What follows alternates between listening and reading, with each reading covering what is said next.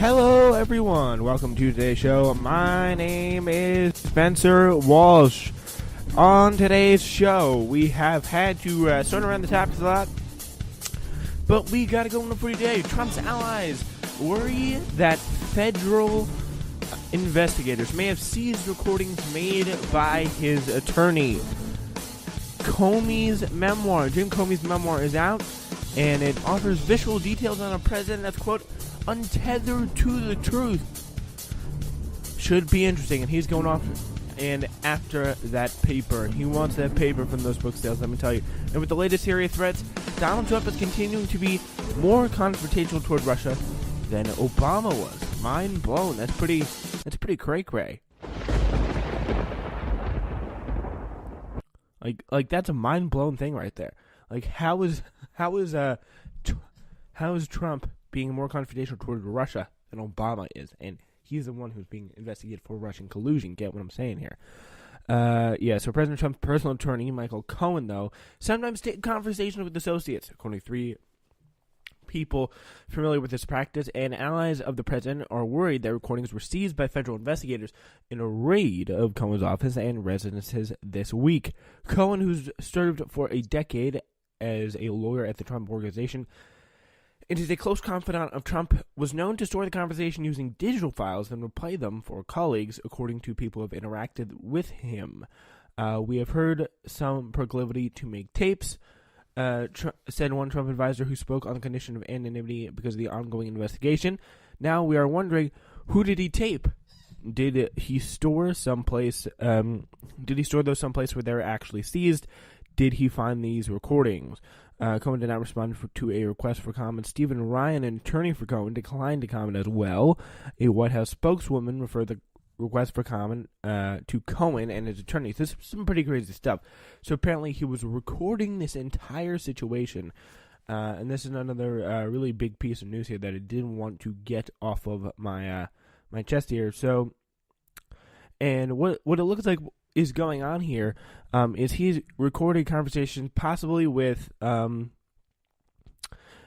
people who could have something to do with, and this is the important thing.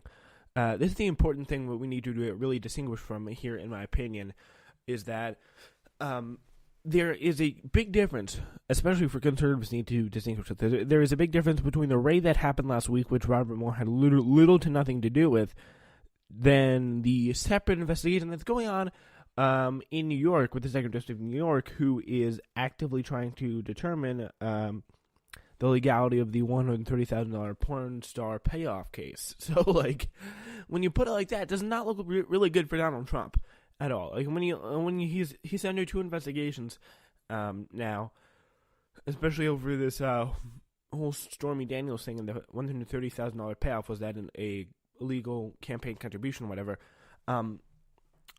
Like, that's a very important thing that is worth considering there. Anyway, so yeah, Cohen has served for a decade as the lawyer for Trump, and on Monday, FBI agents seized Cohen's computer and phones as they executed a search warrant that sought, among other records, all communications between the lawyer and Trump and campaign aides about potential sources of negative publicity in the lead up to the 2016 election. So that means potential sources of negative publicity. Bam, bam, bam. That's Stormy Daniels.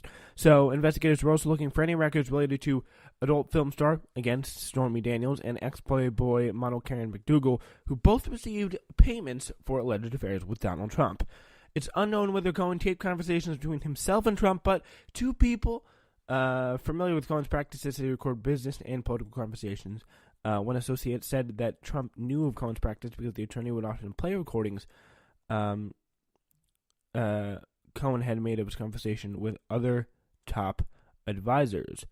So that's what he would do. He would play these recordings back to other key top advisors, and also in a way wanted to boost his standing with the president by pretty much saying, "Look how good of a job I did interacting with so and so. Like, shouldn't you be proud of me?" Like, yeah. At this point, when you're an enforcer for someone from 10 years, you're not in for money. You're in it for the true love. Let's be honest here. You are in it for the true love. You're in it because you love the man. You really do. You love the man. Yeah, so that's just how it works. Legal experts said that Cohen's tape conversations would be viewed by prosecutors as quote-unquote highly valuable.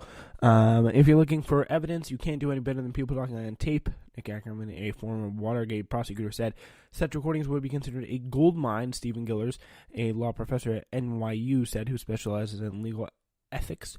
This significance is a 9.5 to 10 on the 10-point scale, he said, noting that investigators know that when people speak on the phone, they're not guarded. They don't imagine the conversation will surface. And a lot of them don't even know when they're being recorded. Like, it's like they do not know what's going on. They don't know whether they're being recorded, whether they're being not recorded. So, like, no one knows. So federal investigators would not automatically get access to any tapes that might have been seized in the raids. First, the recording would be reviewed by a separate Justice Department team and possibly by a federal judge. The review is designed to protect lawyer-client privilege and to be sure the conversations are turned over within the terms of the search warrant, legal experts said. They noted that the privilege accorded to attorney-client communications does not apply if the conversation was conducted to further commission a crime or a fraud. So if there was any bad things that were being discussed about by Michael Cohen and his associates or whoever he wanted to talk to, if there was any criminal things being discussed, then it is not attorney-client privilege. But if there is any criminal things being discussed, it is, in fact, attorney-client privilege, and they're going to need to turn that over. Cohen wanted his business calls on tape so he could use them as leverage, one person said. He frequently noted under New York law, only one party had to consent to the taping of the conversation, this person added. So during the 2016 race, Cohen, who did not have a formal role in the campaign, had a reputation among campaign staff as someone to avoid, in part because he was believed to be secretly taping conversations. So they knew about it, they were on to him, and they were like, what the heck is this creepy guy doing? Why is he taping our conversations? Which is a perfectly valid question, in my opinion. So in one instance, Cohen played a recording of a conversation he had with someone else to a Trump campaign official to demonstrate that he was in position to challenge the person's veracity if needed, an associate recalled. So he pretty much threatened a big Trump campaign official with the recording of a conversation they'd had, which is pretty crazy if you think about it. That's a very safe workplace to work in when the president's lawyer is pretty much recording everything you say. So that is a little sketch, I will tell you that. In one instance, Cohen played a recording of a conversation he had with someone else to a Trump campaign official and indicated that if he had something to use against the person he taped, indicated that he had something to use against the person he taped, the associate said. So one outside Trump advisor said Cohen may have begun recording his conversations in an attempt to emulate his boss, who has long boasted with no evidence about secretly taping conversations. So that's a very sketchy point, and it's also a pretty, we haven't seen that yet. We don't know if he's actually recording. If he was recording inside the White House, that would be pretty devastating. That would be very devastating. In May, for instance, as we know, a report appeared in the New York Times detailing Fired FBI Director James Comey's account of a one-on-one dinner he had with President Trump, during which he said Trump asked him to pledge his loyalty to the president, and he declined. Shortly after, Trump took to Twitter to cast doubt on Comey's version of events, seeming to imply he had secretly recorded their encounter. So that is that's the thing. So he's like, James, you better not hope there are any kind of tapes inside the White House or something like that. He literally said that James Comey better hope there are no quote-unquote tapes of our conversation before he started leaking to the press, Trump wrote on Twitter. At the time, though, it was unclear whether Trump truly possessed the tapes of his conversation with Comey, and ultimately, over a month later, Trump cleared up the mystery by admitting a duo of tweets. In a duo of tweets, he had not, in fact, recorded Comey with all the electronic reported electronic surveillance, intercepts, unmasking, and illegal leaking of information. I have no idea whether there are tapes or recordings of my conversation with James Comey, but I did not make and do not have any such recordings. He wrote, clearing that whole thing up. So, we now know that. And so that could be why he is trying to come in here and try and like maybe emulate him in some sort of weird way.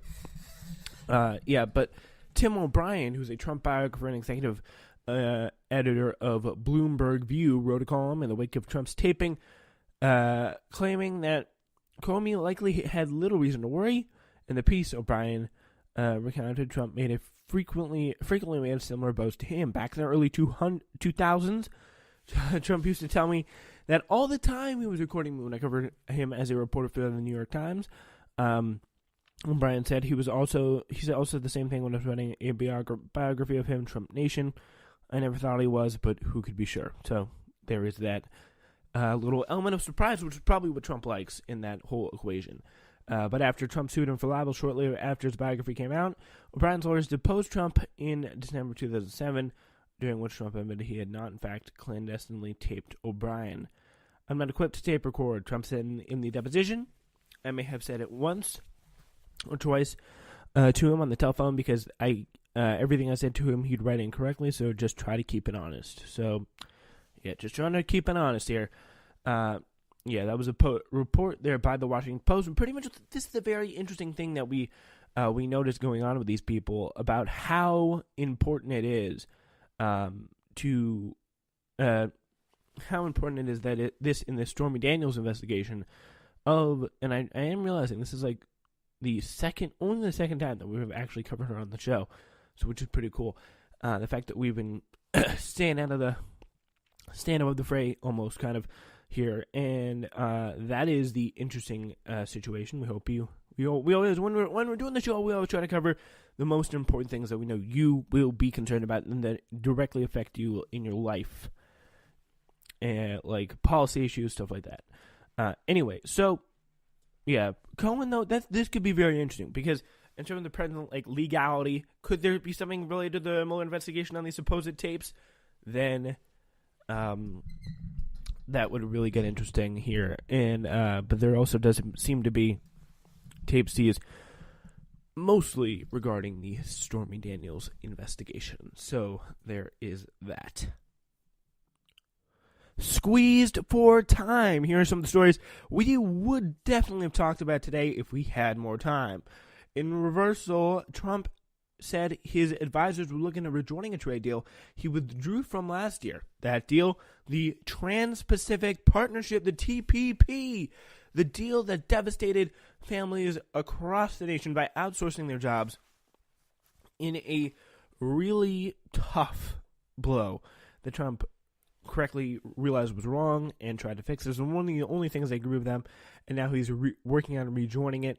It would be a surprising change in policy for Trump, who criticized the deal and withdrew from it in last January. So we're going to keep you posted on that. That's just a developing story at this point.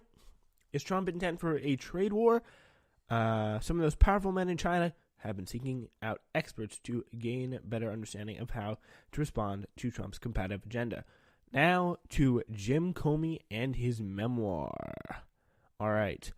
So Comey's memoir offers the visual details of a president, quote, untethered to truth. Donald J. Trump has asked James Comey of the FBI,